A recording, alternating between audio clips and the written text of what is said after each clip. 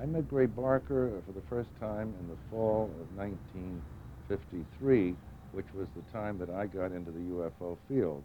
So he got into it a year or so before I did.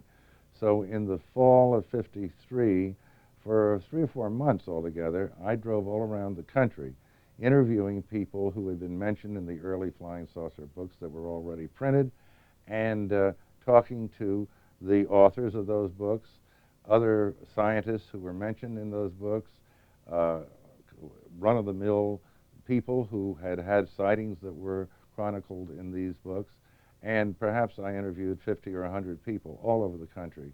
And it was a very interesting trip that I took, and I made detailed notes of everything that I did.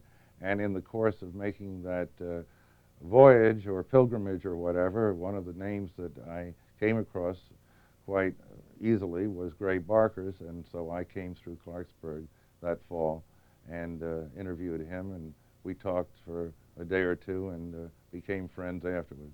He thought of this as entertainment. He thought of it as drama or theater, and he was trying to please people, to entertain them and give them what he thought they wanted. If they were kooks, which he probably thought they were, then he gave them kooky material, but he did not believe it himself.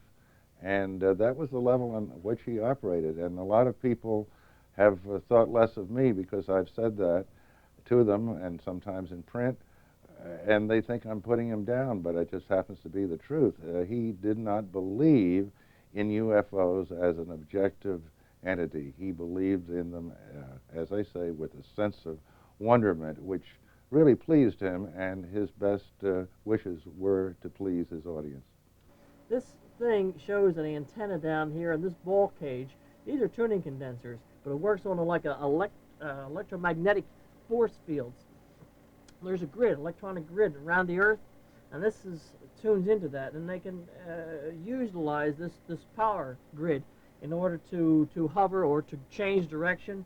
Basically, the way it hovers and and it tunes in those tuning condensers the electromagnetic field, okay, and it can cause it to hover to move depending on how they have those things uh, turned. You see, and Well, back in the 1960s, Gray Barker and I came out here to Lost Creek, very close to where we're standing now, and we had a fishing pole similar to this and a flying saucer, a little bit bigger.